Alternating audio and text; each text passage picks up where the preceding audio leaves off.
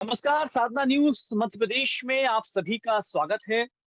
मध्य प्रदेश में चुनाव के परिणाम आ चुके हैं, मुख्यमंत्री का चयन हो चुका है और अब इंतज़ार है मंत्रिमंडल के गठन का। हालाँकि आम जनता को बहुत ज़्यादा इससे सरोकार नहीं होता है, लेकिन आम जनता का सीधा संबंध होता है विकास से। आम जनता चाहती है कि उसका विधायक मंत्री बने या ऐसा व्यक्ति मंत्री बने, ऐसा व्यक्ति मुख्यमंत्री बने जो उसके दर्द को समझता हो, आम जनता की समस्याओं को समझता हो, उन पर काम करने वाला हो और कहीं उनके जीवन स्तर में सुधार आए। यही सोचकर आम जनता जो है वो मतदान करती है और जब परिणाम आ जाता है तो एक्सपेक्ट करती है कि उनका व्यक्ति भी कोई मंत्री बने। बहरहाल इस वक़्त मध्य प्रदेश में जो मूल समस्याएँ हैं, क्या सरकार को उन पर फ़ोकस करना चाहिए? नई सरकार के चैलेंजेस क्या हैं? किस तरह का मंत्रिमंडल होना चाहिए? भ्रष्टाचार और बेरोज़गारी, महँगाई, ये तीनों ऐसे ज्वलंत मुद्दे हैं, जिन पर ज़रूरी है कि सरकार उस पर फ़ोकस करे और उन पर काम करे। क्या सरकार ऐसा करने वाली है तो उसका तरीका क्या होना चाहिए? और सबसे अहम मुद्दा क्या होना चाहिए? इस पर बातचीत करने के लिए हमारे साथ में मौजूद हैं भोपाल से सीनियर जर्नलिस्ट विजय दास जी। सर, हम आपका बहुत स्वागत करते हैं। नमस्कार। हमारे साथ में मौजूद हैं जयश्री पिंगले जी जो सीनियर जर्नलिस्ट हैं और इंदौर में कई समाचार पत्रों में आप नमस्कार। आते हैं। निभाइए, आपका भी हम स्वागत करते हैं। हमारे साथ में मौजूद है डॉक्टर पीयूष जोशी। पीयूष जोशी जी के वैसे तो कई परिचय हैं, डॉक्टर हैं, आप पार्टी से भी हैं लेकिन राजनीतिक विशेषज्ञ के तौर पर भी उन्होंने अपनी अपनी अलग पहचान बनाई है। आपका भी बहुत स्वागत करते हैं। विजय दास सर, सबसे पहले मैं आपसे नमस्कार। जानना चाहूँगा कि जो नई सरकार बनी है अ, जी। उसको लेकर आप क्या कहते हैं इस वक़्त? चूँकि आपने लंबा समय अ, राजधानी के गलियारों में गुज़ारा है, राजनीतिक नेताओं से आपका सीधे संपर्क रहा है, अधिकारियों से संपर्क रहा है, और एक जी। लंबा टेन्योर भी रखा है आपने अलग-अलग गवर्नमेंट्स का। इस वक़्त जी। गवर्नमेंट को क्या करना चाहिए? नई सरकार के लिए का फ़ोकस क्या होना चाहिए मध्य प्रदेश के मुद्दे में? पंकज जी, मेरा आपसे एक सवाल है। जी, सवाल ये है कि जब आप अपना एक छोटा-सा परिवार चलाते हैं, तो परिवार की जो आमदनी होती है, उस आमदनी के हिसाब से फिर आप खर्च करते हैं। जी, ऐसा तो नहीं होता कि आपकी आमदनी 8 आने हो और आपका खर्चा 2 रुपया हो। बिल्कुल सही। तो जब आप 8 आने के बदले में 2 रुपए खर्च करते हैं, तो आपका घर नीलाम होता है, कुर्की होती है, बर्बादी होती है जी, और परिवार नष्ट होता है।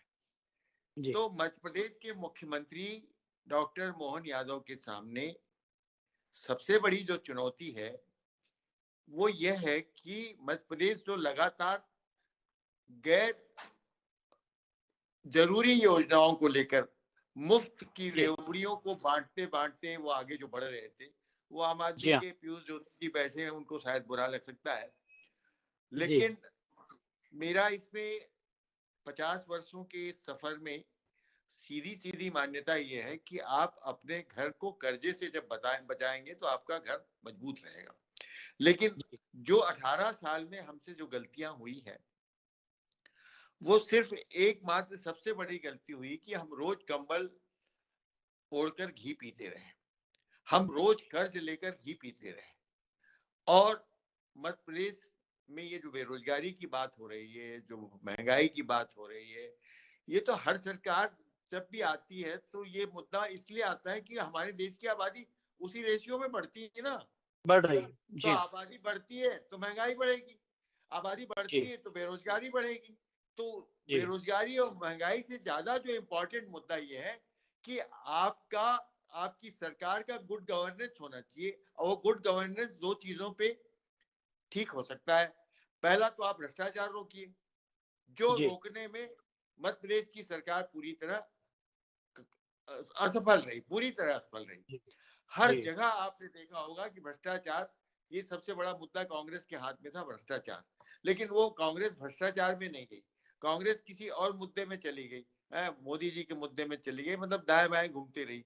जनता जी हाँ, जी चाहती हाँ, भी थी कि भाई बदलाव आए, लेकिन कांग्रेस ने इसका उपयोग नहीं किया, भारी जी, गलती की। लेकिन इसका जो फायदा उठाया है प्रधानमंत्री नरेंद्र मोदी ने उठाया है, लेकिन वो सही में उठाया है। वो सही में इसलिए उठाया है, उसको उनको अपनी सरकार पर भी अंकुश लगाना था, क्योंकि मध्य जी प्रदेश हाँ, में शिवराज सरकार जिन नौकरशाहों के भरोसे अंधभक्त होकर काम कर रहे थे, उन नौकरशाहों का एक ही काम रोज फैला हुआ था कि सवेरे आईडीबीआई को बोलो कि 200 करोड़ का कर्जा दे दो, शाम को एसबीआई को बोलो कि 500 करोड़ का कर्जा दे दो, कभी एशियन डेवलपमेंट को बोलो कि 1000 करोड़ का कर्जा दे दो। मतलब इनको कर्ज लेकर ही सारा काम करना था। अब बेरोजगारी से तो जी, कोई मतलब ही नहीं था। अब जी, बेरोजगारी के मुद्दे पर भी मैं आता हूँ। तो पहले आप अपने कर्ज को रोकना, बढ़ते हुए कर्ज के पहाड़ को रोकना। आप बताइए, इन्होंने जी, मुख्यमंत्री जी को, शिवराज सिंह चौहान मुख्यमंत्री जब थे तो इकबाल सिंह बैस ने, मनीष रस्तोगी उनके जो नौकरशाह हैं, इन लोगों ने ये समझाया कि साहब आप तो लाडली बहनों को 1 लाख रुपए दे दो साल में, 1 लाख लखपति जी, बना दो। तो जी, मतलब 1.25 करोड़ लाडली बहनों को आप लखपति बनाते हो कर्जा लेकर, तो कितने लाख का कर्जा, कितने लाख करोड़ का कर्जा होता है? 1.25 लाख करोड़। 1.25 लाख करोड़ का कर्जा एक साल में लेना पड़ता है आपको। मतलब मध्य जी, प्रदेश जी, सरकार के आधे बजट का कर्जा तो आप ले लेते। तो इसको रोकने के लिए प्रधानमंत्री नरेंद्र मोदी को बीच में आना पड़ा, चुनाव अभियान जी, को कंट्रोल करना पड़ा और खुद बताना पड़ा कि उन्होंने 9 साल में जनता के लिए क्या किया है। यदि वो नहीं बताते प्रधानमंत्री कि हमने 9 साल में उज्ज्वला योजना लाई, हमने 9 साल में सड़कें बनाई, आप देख लो मध्य प्रदेश में विकास के नाम पर जी, क्या है, सिवा सड़कें। जी, वो भी सड़कें किसने बनाई? केंद्र सरकार ने। मध्य प्रदेश का ढेला योगदान नहीं। ये 44,000 जी, किलोमीटर, 4 लाख किलोमीटर की जो सड़कों की जो बात करते आए हैं ना, ये ढेला योगदान नहीं, सारा योगदान वो नितिन गडकरी का है। नितिन जी, गडकरी बिल्कुल जी सही। ने मध्य प्रदेश को, मध्य प्रदेश की सड़कों का ऐसा जाल बिछाया, ऐसा जाल बिछाया कि शिवराज सिंह चौहान जी 56 इंच का सीना जी, तान जी, के घूमते रहे कि मेरे यहाँ इतनी सड़कें, मेरी यहाँ इतनी सड़कें। बाकी वास्तविकता यह है कि मध्य प्रदेश की सड़कों को रेत माफियाओं ने तोड़ दिया। मध्य प्रदेश की जो जितनी ग्रामीण सड़कें थी, वहां रेत के जितने भी डंपर चलते थे, ओवरलोडिंग चलते थे, अवैध चलते थे, इनको सब रेत माफियाओं ने तोड़ दिया। आप जाओ गांव गली में, जी, ग्रामीण अंचलों में आपको एक सड़क नहीं मिलेगी।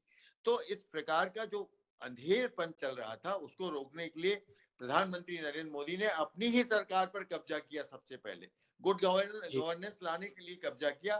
तो मेरा ख्याल, मेरा मानना यह है बहुत कि अच्छी बात है। जी, सबसे पहले इनके सामने जो चुनौती है, आज 5 लाख करोड़ के कर्जे में हम बैठे हुए हैं। हमें इस कर्जे को रोकना चाहिए।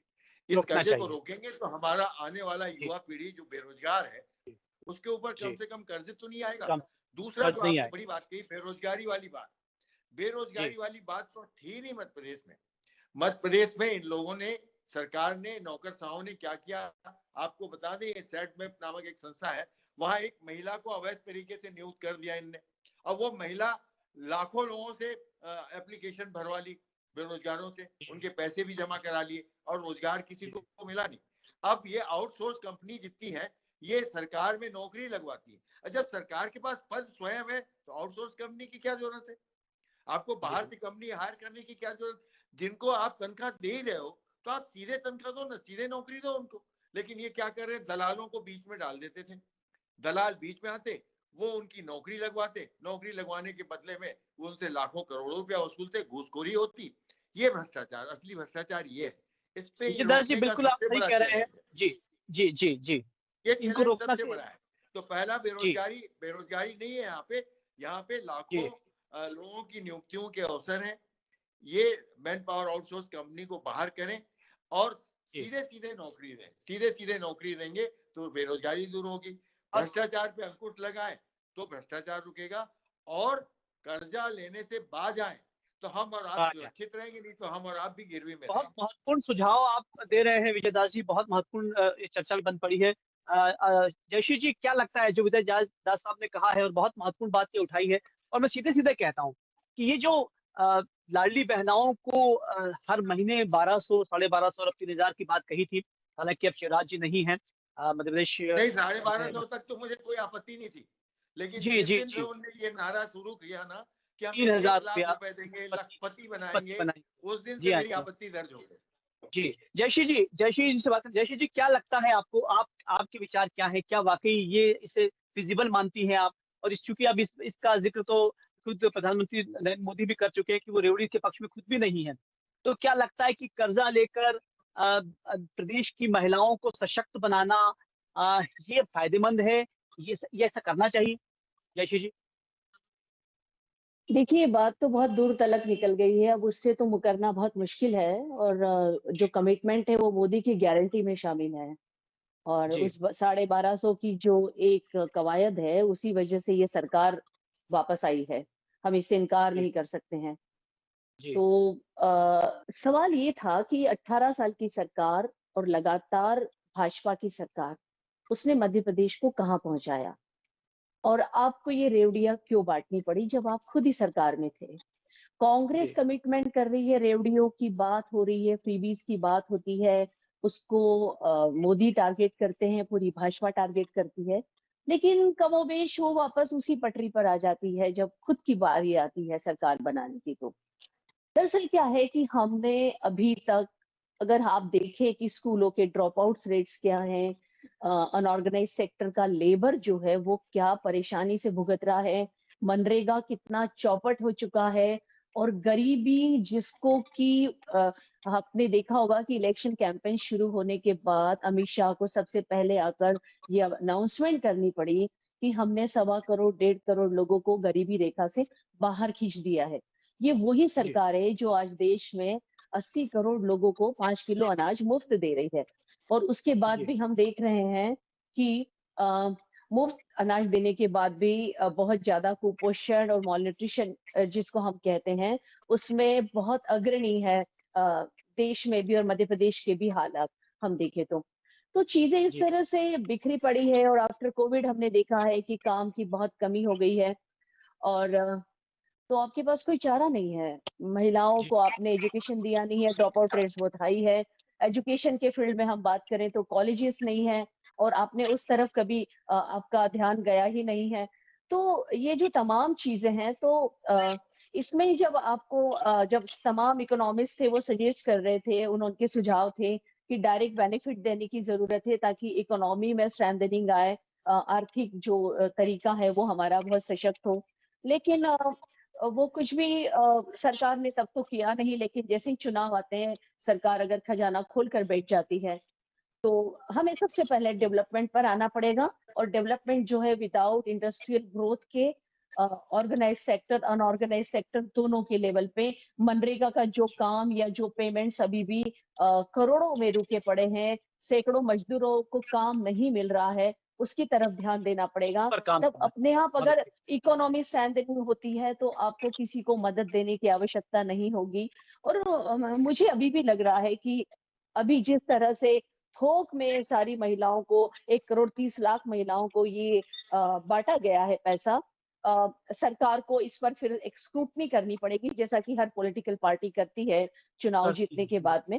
हम स्क्रूटनी के बाद में देखेंगे कि कितनी महिलाएँ उस लिस्ट में शुमार रहती है और कितनी महिलाएँ उसमें से हट जाती है। तो ये बहुत बड़ा जी, रीज़न होगा और अभी तो हम देख रहे हैं कि जो वेल ऑफ हैं, जिनके पास गाड़ियाँ हैं, मकान है, आपने अनाउंसमेंट तो कर दिया कि जिसके पास ट्रैक्टर है उसको भी मिलेगा। तो ठीक है, आप दीजिएगा, आपके चुनाव का मसला था वो तब तो। लेकिन जो अब जो टैक्स पेयर्स है, उसके वो उससे भी जो आवाज़ें उठ रही है, वो बहुत मायने रखती है और एक जो पॉलिटिकल सिनेरियो क्रिएट हो रहा है, मुझे लगता है ये सारा सीन हमें 2024 के चुनाव तक ऐसा ही दिखता हुआ मिलेगा। बँटता हुआ, जी, फ्रीबीज़ को बाँटता हुआ, रेवड़ियाँ बँटती हुई जिसको आप अपनी लैंग्वेज में कह रहे हैं। ये मुझे जी, लग रहा है कि आफ्टर इलेक्शन 2024 के हमें कुछ जी, स्थितियाँ साफ दिखाई देंगी कि मध्य प्रदेश जी, कहाँ खड़ा है। 5 लाख करोड़ के कर्जे का उन्होंने कहा अभी तक तो करीब-करीब 4 लाख करोड़ तक का कर्जा हमें साफ-साफ दिख रहा है। और सबसे बड़ी बात है कि सेंट्रल का जो एलोकेशन है फंडिंग का, आपने देखा होगा लगातार सुर्खियों में रहता है कि जीएसटी का पैसा नहीं आ रहा है स्टेट्स को। सेकेंडली जो भी एलोकेशन होता है अगर वो यूज़ नहीं हो रहा है पैसा, तो केंद्र सरकार उस पैसे को वापस ले लेती है विथ इंटरेस्ट। तो ये जो पॉलिसी इख्तियार की हुई है फाइनेंसियर्स को लेके, ये भी बहुत मुश्किल में है। आप आपको याद रखना चाहिए कि इंदौर में एक बहुत बड़ी घटना हुई है। नगर निगम में एक ठेकेदार ने सुसाइड किया है, जो सबसे बड़ा जी, ठेकेदार था और उसका रीज़न ये जी, था कि उसको पेमेंट नहीं मिला है। ये सबसे बड़ा सफक है मध्य प्रदेश की आर्थिक प्रगति का, जहाँ पर एक नगर निगम जो सबसे बुलंद नगर निगम मानी जाती है, जो 35% तक पैसा देती है शासन को, अपना कंट्रीब्यूट करती है और वहाँ जी। पर एक ठेकेदार सुसाइड करता है। जी। जैसे जी इस पर हम आएँगे, जो आप बात करी इससे भी एक और पक्ष जो निकलता है, इस पर हमने बात की थी कि भ्रष्टाचार, उस पर हम आएँगे, उस पर बातचीत करेंगे क्योंकि वो भी बहुत महत्वपूर्ण बात है। लेकिन इस वक़्त हम फ्रीबीज़ की ही बात कर लेते हैं। पीयूष जी, जो जयश्री जी ने बात कही है कि फ्रीबीज़ आप अब तो मजबूरी बन गई है, अब आपको देना पड़ेगा। लेकिन 2 चीज़ें हैं, बहुत महीन सी रेखा है फ्रीबीज़ और एम्पावरमेंट में। आप वुमन एम्पावरमेंट की बात करते हैं, ठीक है, उनको आप काम दीजिए, उनको आप रोज़गार दीजिए। लेकिन आपको लगता है कि सीधे पैसा देने से कहीं वुमन एम्पावरमेंट जो है वो सार्थक होता है या ये उसके विपरीत काम करता है? देखिए, एक तो सबसे पहले आपको बहुत-बहुत बधाई, ये बहुत अच्छा डिस्कशन है और बहुत व्यवस्थित तरीके से आप इसको करवा रहे हैं। इस डिस्कशन को हम 3 पार्ट्स में डिवाइड कर सकते हैं। एक है जी, पब्लिक वेलफेयर्स की, है ना? और दूसरा है कि भई एडमिनिस्ट्रेटिव लायबिलिटीज़ या एडमिनिस्ट्रेटिव मोडस ऑपरेंडाई कि भई किस तरीके से एडमिनिस्ट्रेशन को रिफॉर्म किया जाए, क्या-क्या प्रायोरिटीज़ होनी चाहिए। और तीसरा होना चाहिए एक फ्यूचरिस्टिक विज़न कि भई अगले 5 से 10 साल के अंदर हम क्या कर सकते हैं, उसके हिसाब से हम क्या नीतियाँ बनाएँगे। अब रही बात कि भई हम चलो एडमिनिस्ट्रेशन क्योंकि आपने यही प्रश्न सामने रेज़ किया कि भई एडमिनिस्ट्रेशन का मोडस ऑपरेंडाई क्या रहना चाहिए, क्या कार्यप्रणाली रहनी चाहिए। तो बहुत ही जी, सिंपल सी बात है, एडमिनिस्ट्रेशन बता चुका है कि उसकी कार्यप्रणाली क्या रहना चाहिए। आप भले भ्रष्टाचार पे, बेरोज़गारी पे, महँगाई पे डिबेट करें, एडमिनिस्ट्रेशन बता चुका है कि 2024 के लोकसभा चुनाव तक सनातन उसके केंद्र में रहने वाला है। आप जी, जो 2 महत्वपूर्ण निर्णय हैं जिनकी आपने और हमने चर्चा भी सुनी है अखबारों में और चैनल्स पे कि भई एक तो उन्होंने खुले में मांस की बिक्री पे जो विक्रय पे जो पाबंदी लगाने की बात करी है, अवैध दुकानें उसके जी, ऊपर जो नीति बनाने की बात करी वो शुरू हो गई है। दूसरा धार्मिक स्थलों पे लाउड स्पीकरों के ऊपर प्रतिबंध लगाने की बात शुरू हो गई है। तो कहीं भी माल न्यूट्रिशन मतलब मैं आपकी डिबेट्स में भी कई बार बोल चुका हूँ, अलग-अलग चैनल्स पे और भी बोल चुका हूँ कि मध्य प्रदेश एकमात्र ऐसा राज्य है जो 20 साल से नवजात मृत्यु दर में पहले स्थान पे आता है। मतलब 20 साल से जो सबसे ज़्यादा बच्चे पैदा होते हैं, सबसे ज़्यादा मध्य प्रदेश में मरते हैं। 20 साल से लगातार हम नंबर 1 जी, मातृ मृत्यु दर में हम नंबर 2 पे हैं। तो कहीं भी और एनएचएम इतना बड़ा भारी एक विभाग है नेशनल राष्ट्रीय स्वास्थ्य मिशन, नेशनल हेल्थ मिशन, उसकी किस तरीके से हम लोग कार्यप्रणाली का ऑडिटिंग कर रहे हैं, क्या हो रहा है, वो कोई विचार ही नहीं है। तो जहाँ तक रही बात कि भई क्या प्रायोरिटीज़ होना चाहिए और क्या प्रायोरिटीज़ हैं, वो तो बहुत क्लियर है। दूसरा एडमिनिस्ट्रेशन में मुझे नहीं लगता मोहन यादव जी के पास में कोई बहुत सारा कुछ करने के लिए है। मंत्रिमंडल भी वो दिल्ली जाकर बनवा के आएँगे तो सेंट्रलाइज़ेशन ऑफ पावर हो रहा है।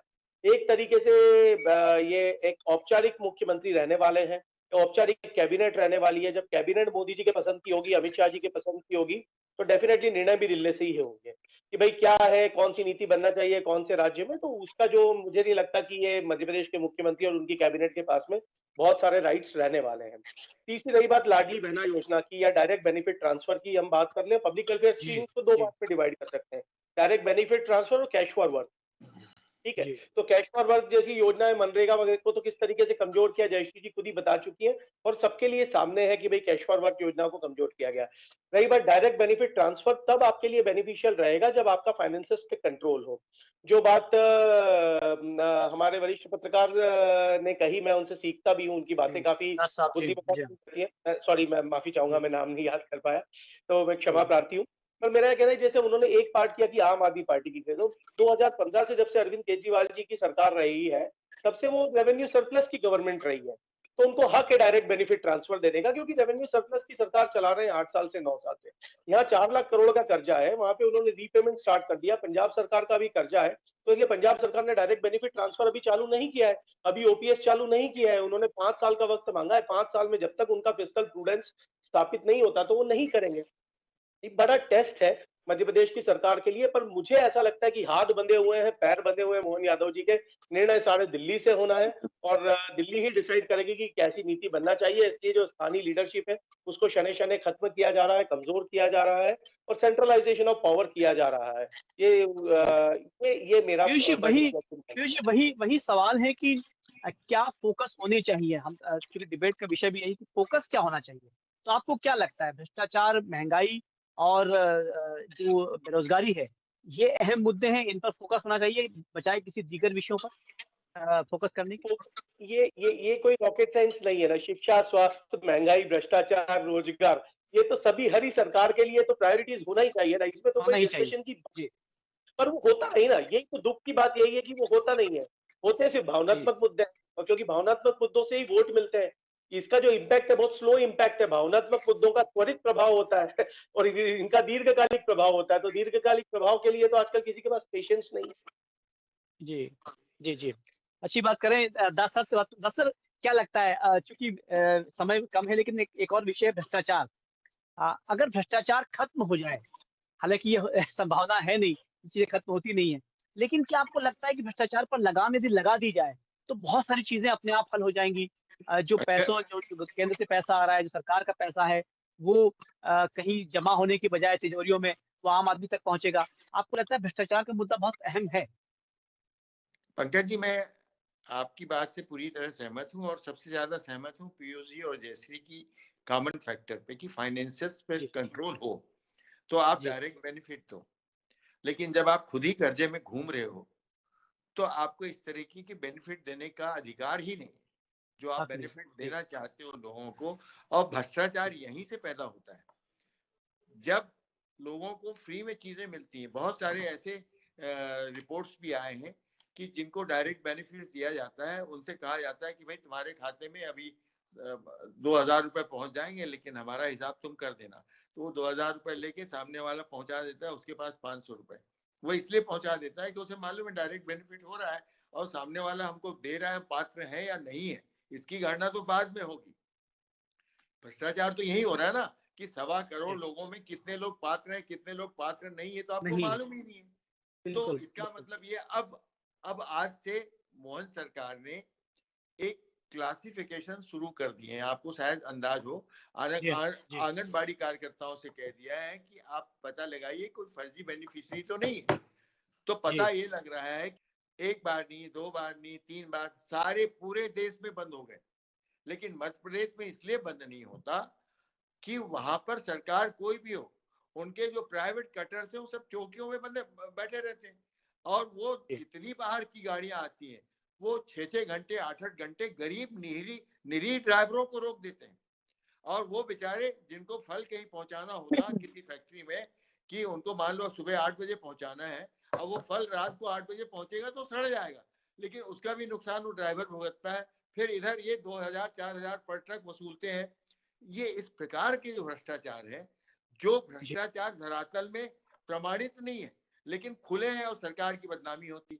इस जी, जी, प्रकार के भ्रष्टाचार का संज्ञान केंद्र सरकार ने लिया है, बहुत अच्छी बात है और उसको बंद करने की कोशिश की है। मैं तो कहता हूं कि ऐसे विभाग के उन अधिकारियों को भी नोटिस में लेना चाहिए जो लोग अपनी आंखों के सामने ये देखते आए कि ये सब हो रहा है। अब देखते आ रहे हैं। ये सब तो लगातार चल भी रहा है। भ्रष्टाचार का मुद्दा इसी तरह होता है। टेंडर होते हैं, जी, टेंडर में आप बड़े कॉन्ट्रैक्टर हैं, आपने L1 भरा, लेकिन आपको मेरिट में आने के बावजूद भी आपके अधिकारियों ने, ईएनसी ने, सीई ने लगा दिया कि नहीं साहब ऊपर से आदेश है L1 को नहीं देना है, हमको तो L2 को देना है। अब होता L1 है को होता है कि खुद ये प्रेशर जी, दिया गया कि तुम यहाँ से विड्रा करो नहीं तो तुम्हारे को हम काम करने नहीं देंगे। ये जी, जी, जी, भ्रष्टाचार ये है। अब वो जी, बेचारा तो भाग गया, सरकार को 40 करोड़ का चूना लग गया एक ही टेंडर में। ऐसे सैकड़ों टेंडर हैं ऐसे जिसमें सैकड़ों केसेस हैं। हजारों टेंडर हैं जिसमें इस दरअसल प्रकार के। सवाल यही है, माफ़ी चाह रहा हूँ तो आपको रोक रहा हूँ, भ्रष्टाचार सवाल तो सबसे यही है बड़ी चुनौती क्या है, सुनिए, इसको बिल्कुल, भ्रष्टाचार जी, सबसे बड़ी चुनौती है, कोई दो मत नहीं। बेरोजगारी जी, सबसे बड़ी चुनौती, कोई दो मत नहीं। जी, और इन दोनों से बड़ा है कर्ज जी, और इन तीनों से बड़ा है फर्ज।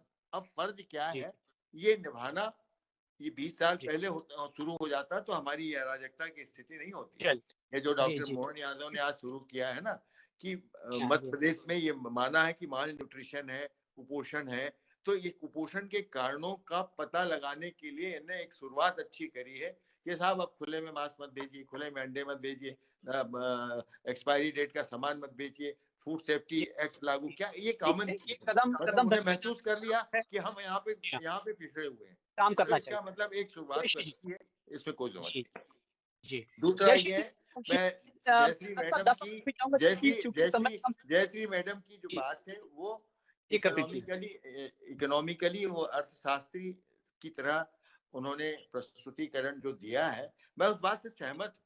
लेकिन उनके जी, जो डॉक्यूमेंटेशन है उसमें मैं एक चीज जोड़ना चाहता हूँ कि पीयूष जोशी ने जो कहा है ना कि आप यदि आपका फाइनेंस में कंट्रोल है, आप जी। कर्जे में नहीं है तो आप फ्री बीज दीजिए, कोई दिक्कत नहीं। लेकिन फ्री बीज को जनता ने कितना स्वीकारा है, ये सबसे बड़ा सवाल है। ये यदि सबसे बड़ा बात है चुनाव फ्री बीज को जनता, सुनिए, फ्री बीज को जनता यदि मान लेती ना, तो कमलनाथ जी का 1500 भी मानती, कमलनाथ जी का बिजली हाफ भी मानती, कमलनाथ जी का बिजली साफ भी मानती। बहुत अच्छी बात कह रहे हैं आप। तो बहुत कमलनाथ अच्छी जी बात की कह उस रहे बात को हैं। नहीं तो वादे माना ना किए थे, जनता ने। नहीं जनता को इस नहीं बात माने। पर भरोसा नहीं है, रेवड़ियों पर हाँ जी, जनता हाँ ने जी, उसको नकार दिया। ये तो आप देख लिया, जनता विश्वास कर रही है सिर्फ विकास पे, डेवलपमेंट पे, गारंटियों पे। आपकी गारंटियों पे कि आपने जो गारंटी दी है उससे भ्रष्टाचार खत्म होगा, आपने गारंटी दी उससे बेरोजगारी खत्म होगी, आपने गारंटी दी उससे महंगाई खत्म होगी। तो ये जो जी। मुख्यमंत्री के सामने चुनौतियां हैं, वो सबसे बड़ी चुनौती ये है कि प्रधानमंत्री ने जो गारंटी दी भैया उसको ईमानदारी से आप लागू करो। और ये आपका क्या जो ये आपका जो धार्मिक स्थलों पर ये आपने जो काम किया है, ये शुरुआत पहले से ही हो जानी थी, 20 साल पहले होनी थी। खैर देर आए दुरुस्त आए, अच्छी बात आप जो कहते हैं, आप इतनी ज्यादा महत्वपूर्ण बातें कि ये सरकार तक पहुंचनी चाहिए, क्योंकि समय कम है। जयश्री जी, बहुत संक्षिप्त में जानना चाहूंगा, भ्रष्टाचार को रोकने के बहुत क्या तरीका हो सकता है? क्योंकि निश्चित रूप से जो जो मंत्रिमंडल बन रहा है, वो भी नया मंत्रिमंडल होगा, और ये भी कहा जा रहा है कि अब नए चेहरे इस पर आएंगे और अनुभवहीन होंगे, और निश्चित रूप से उन्हें गाइडेंस की आवश्यकता भी रहेगी। आपको क्या लगता है, भ्रष्टाचार को रोकने के प्रमुख तरीके क्या हो सकते हैं, जयश्री जी? देखिए, ऐसा तो कोई फ़ॉर्मूला ही नहीं है कि भ्रष्टाचार को कैसे रोका जा सकता है। हम जी, जानते हैं इतने सालों से आप भी जर्नलिज़्म कर रहे हैं, हम भी कर रहे हैं और वो रिड्यूस किया सिस्टम जा में आ चुका है दरअसल। हमें देखना होगा कि सरकार जो है एक्चुअली खुद ही उसका इतना इफ़ेक्टिव इसका बिहेवियर हो और मैसेज हो नीचे तक और एक दबंग प्रशासन हो और अगर सरकार जो है अगर ये सोचे कि वो सिर्फ जनता के लिए काम करना चाहती है तो बहुत कुछ इसको रोका जा सकता है। पर अगर सरकार पॉलिटिकल वर्किंग करती रहती है, चुनावी तो फिर आप पॉलिटिक्स का पूरी तरह काम में लगी रहती है, तो जनता जी, की तरफ उसका ध्यान इस तरफ जाना और जब जब आप पॉलिटिकल वर्किंग करेगी पूरी सरकार तो उससे ये उम्मीद करना बहुत मुश्किल है कि वो हानि है। भ्रष्टाचार पे काबू पा सकती है। और हम जानते हैं कि चुनाव किस तरह होते हैं और उसका जी। क्या रोल है फाइनेंसेस का, धन का। तो ये बहुत पूरा सिस्टम ही इस तरह का बना हुआ है। तो भ्रष्टाचार पे बात न करते हुए मुझे लग रहा है कि सबसे पहले बात ये जी, होनी चाहिए कि जनता जी, के हित में कितने काम हो पाएंगे। एक इफेक्टिव काम गवर्नेंस की जरूरत है और जी, भ्रष्टाचार तो जैसा है वैसा चलता रहेगा, न करता चलता रहेगा। रहेगा, तो जो चलिए भी है चलिए वो पीयूष सब, जी से बात कर रहे लेकिन थे, क्योंकि इफेक्टिव पीयूष गवर्नेंस चाहिए। जी। जी, इफेक्टिव गवर्नमेंट चाहिए। पीयूष जी, बहुत संक्षेप में जानना चाहूँगा, क्या आप जयश्री जी की बात से सहमत हैं, इत्तेफ़ाक रखते हैं कि भ्रष्टाचार हटाने का कोई कोई सिस्टम नहीं है, कोई टूल नहीं है, ये लगातार चलता रहेगा, गुड गवर्नेंस होना चाहिए? देखिए, टूल तो नहीं है, औज़ार तो नहीं है, ये तो मैं मानता हूँ। औज़ारों को कमज़ोर कर दिया जाता है, उनकी धार पैनी कर दी जाती है, नीयत होना चाहिए। यदि नीयत होगी जी, ना, तो टॉप डाउन से भ्रष्टाचार रोकना कोई बहुत बड़ा काम नहीं है। आप और हम हमारे खुद के संस्थानों में, खुद के ऑफ़िसेज़ में करके देख सकते हैं, आराम से एग्ज़ीक्यूट किया जा सकता है। नीयत होती है तो भ्रष्टाचार तो कंट्रोल हो जाता है, पर बाकी वो जी, होगा नहीं क्योंकि जिनके ऊपर खुद के सिंहस्थ घोटाले के, ज़मीन घोटाले के आरोप लगे, वो तो मुख्यमंत्री बन के बैठे हैं। तो क्या भ्रष्टाचार जी, कंट्रोल करेंगे और क्या करोड़ों रुपया खर्चा करके आए विधायक भ्रष्टाचार कंट्रोल करेंगे? आप और हम सब जानते हैं। हरि अनंत हरि कथा अनंता, लाडली से लताड़ली तक। एक अच्छा डायलॉग मेरे मित्र हेमंत मालवीय ने दिया है, आज वो बेहतर आलोचक है जी, सरकार के। तो उन्होंने बोला कि पहले तो आपने घर घर भेज के सबको रिक्रूट करा कि भाई आप रजिस्ट्रेशन करिए, लाडली बहना बनिए, और अब लताड़ लगा रहे जी, हैं कि आप पात्र नहीं हो, आप पात्र नहीं हो। तो वो तो सब होगा, कोई ना कोई अभी आरटीआई लगेंगे, आप देखिएगा आरटीआई के रूप न्यायालय के माध्यम से रुकवा दिया जाएगा। ये चुनावी जुमला था, हम तो आज भी मानते हैं गारंटी है, लिमिटेड फॉर्म में गारंटी चलती रहेगी, एक दिखाने के लिए गारंटी चलती रहेगी, हाथी के दांत खाने के और दिखाने के और। तो मुझे कोई बहुत जी, उम्मीद नहीं है। मैं तो सिर्फ दो चीजों से खुश हो जाऊंगा सर, लास्ट कमेंट है। यदि मातृ मृत्यु दर में हम पहले नंबर से नंबर 2 पे, दूसरे नंबर से तीसरे नंबर पे आ गए और शिशु मृत्यु दर में पहले नंबर से दूसरे नंबर पे भी आ गए, तो मैं मोहन यादव जी को व्यक्तिगत रूप से जाके बुके देके बधाई दूंगा। जी, जी, लेकिन आपने एक बात जो कही कि उम्मीद नहीं है, मुझे लगता है कि आम जनता उम्मीद करती है, और तभी वो दुष्यंत का शेर भी याद आता है कि अ, एक पत्थर तो तबीयत से उछालो यारो, कौन कहता है आकाश में सुराख नहीं हो सकता। बहरहाल ये लगातार सिलसिला चलता रहेगा। पीयूष जी, दास साहब और जयश्री जी, आप हमसे जुड़े, और खास महत्वपूर्ण बात यही है कि आने वाला समय जो है, आम जनता उम्मीद कर रही है कि भ्रष्टाचार पर लगाम होगी, फ्रीबीज़ की जगह आप एम्पावरमेंट की बात करेंगे, और बेरोज़गारी दूर होगी, और लगातार इस पर आम जनता सोच रही है।